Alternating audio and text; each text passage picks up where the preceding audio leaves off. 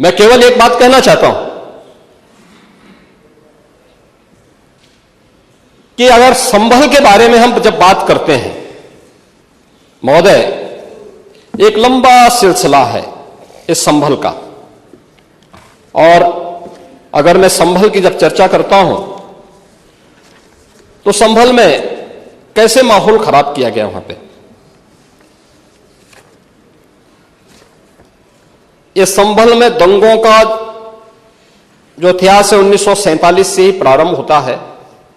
1947 में एक मौत होती है, 1948 में 6 लोग मारे जाते हैं,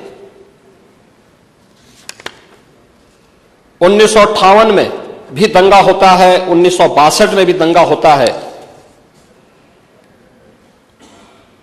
1976 में भी 5 लोगों की मौत वहां पर हुई थी,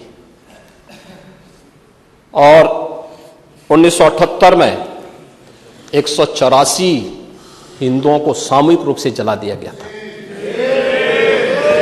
184 हिंदुओं को हत्या हुई थी, हिंदुओं की हत्या हुई थी और जलाया भी गया था, और 184 हिंदू मारे गए थे वहां। 184।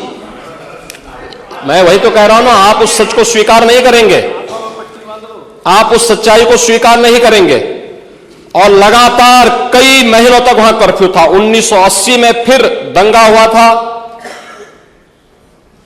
एक मृत्यु हुई। 1982 में फिर दंगा हुआ, एक मृत्यु हुई।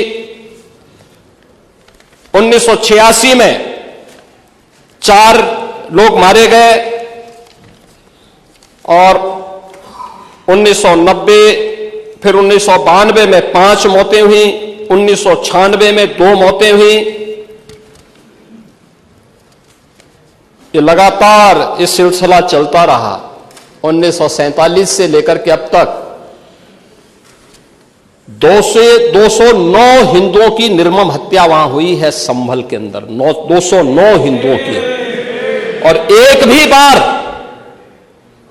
बार किसी ने उन निर्दोष हिंदुओं के लिए कभी 2 शब्द नहीं कहे, उनके प्रति, उन परिवारों के प्रति संवेदना के शब्द नहीं कहे। महोदय, जो आज घड़ियाली आंसू बहा रहे हैं, ये लोग कभी भी उन निर्दोष हिंदुओं के बारे में कभी 2 शब्द नहीं कहे। वहां पर 1978 में जो दंगा हुआ था महोदय, किस प्रकार की स्थिति थी। एक वैश्य जिसने सबको उधार दे रखा था पैसा, और इस बात को मानता था कि साहब मैं तो सबको पैसा देता हूं, मेरे यहां तो सब व्यवसाय के साथ जुड़े हुए हैं।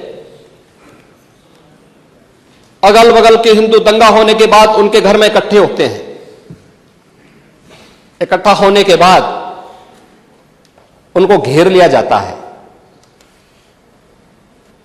घेरने के बाद वो बोलते हैं, भाई आप हमें क्यों घेर रहे हैं।